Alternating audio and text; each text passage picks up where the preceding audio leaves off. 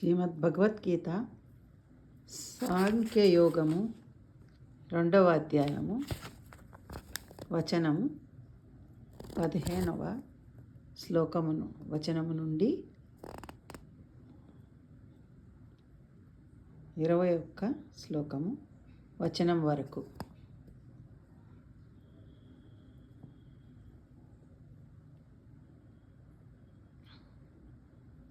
ఆపత్తు అనుదానికి అనిత్యమైన దానికి ఉనికియే లేదు, కృష్ణుడు పలికెను.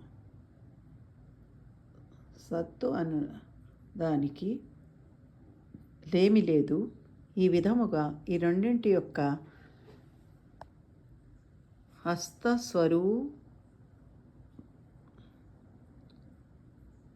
వాస్తవ స్వరూపములను తత్వజ్ఞాని అయిన వాడే ఎరుంగును. నాశరహితమైన ఈ సత్యము పరమాత్మ తత్వము జగత్తునందు అంతటను వ్యాపించి ఉన్నదని ఎరుంగుము.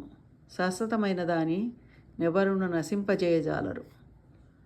ఈ శరీరములు అన్నీ నశించునవే, కానీ జీవాత్మ నాశరహితము, అప్రమేయము, అనిర్వచనీయము, నిత్యము కనుక ఈ విషయమును ఎరింగి, ఓ భరతవంశీ అర్జున, నీవు యుద్ధము చేయుము. ఆత్మ ఇతరులను చంపునని భావించువాడును, అది ఆత్మ ఇతరులచే చంపబడునని భావించువాడును, ఆ ఇద్దరును అజ్ఞానులే. ఏలనన వాస్తవముగా ఆత్మ ఎవరిని చంపదు, ఎవరి చేతను చంపబడదు. ఈ ఆత్మ ఏ కాలమునందును పుట్టదు, గిట్టదు, పుట్టి ఉండునది కాదు. ఇది భావ వికారములు లేనిది. ఉత్పత్తి, అస్తిత్వము, వృద్ధి, విపరిణామము, అపక్షయము, వినాశము అను 6 భావ వికారములు. ఇది జన్మలేనిది, నిత్యము, శాశ్వతము, పురాతనము. శరీరము చంపబడినను ఇది చావదు. ఓ పార్థ, ఈ ఆత్మ నాశరహితము, నిత్యము అనియు, జనన మరణములు లేనిదనియు, మార్పు లేనిదనియు తెలుసుకొనిన పురుషుడు ఎవరిని ఎట్లు చంపించును, ఎవరిని ఎట్లు చంపును? మానవుడు జీర్ణ వస్త్రములను త్యజించి